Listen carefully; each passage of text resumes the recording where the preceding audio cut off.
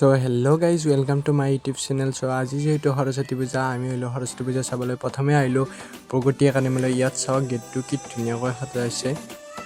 ইয়াৰ পিছত আমি আকৌ যাই আছো ইয়াৰ মণ্ডপটি চাবলৈ।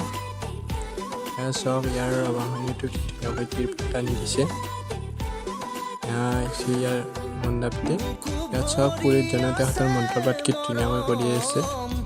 তো কি ধুনীয়া লগা আহিছে মণ্ডপটি। ইয়াত কিছু সময় থকাৰ পিছত আমি আকৌ যাবলৈ লৈছোঁ আমাৰ কলেজলৈ। ইয়াত বাছত উঠিলোঁ।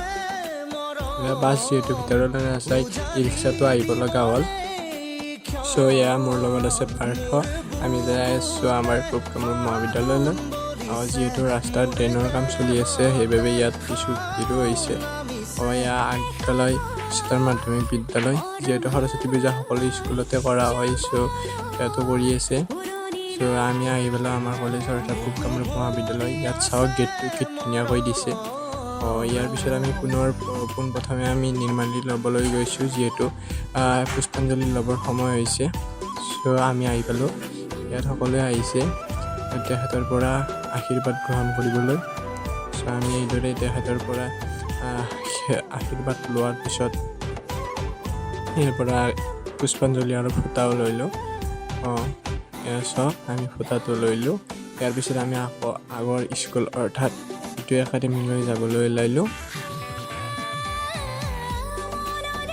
চাওক গেটটো একাডেমী কি ধুনীয়াকৈ সজাইছে ইয়াৰ গেটটো।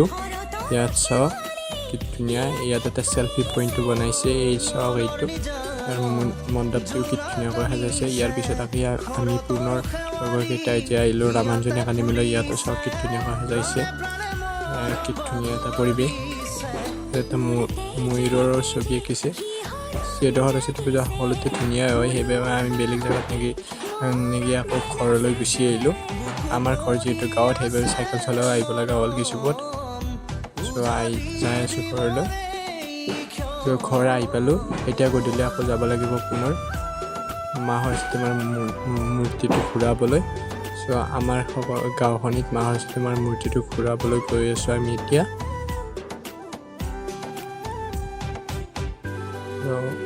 সকলো ৰাইজৰ মানুহৰ অৰ্থ সকলোৰে ঘৰে ঘৰে আমি এনেদৰে মা সৰস্বতী মাৰ মূৰ্তিটো ঘূৰাইলোঁ আৰু সকলোৱে তেখেতৰ পৰা আশীৰ্বাদ গ্ৰহণ কৰিলে।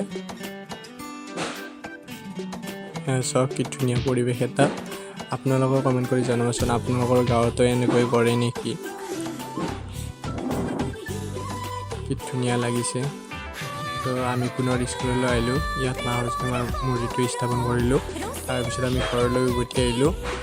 আপোনালোকৰ ভিডিঅ'টো চাই কিবা অলপ ভাল পাইছে তেন্তে লাইক এণ্ড কমেণ্ট কৰিব এণ্ড ছাবস্ক্ৰাইব কৰিবলৈ নাপাহৰিব। Thank U.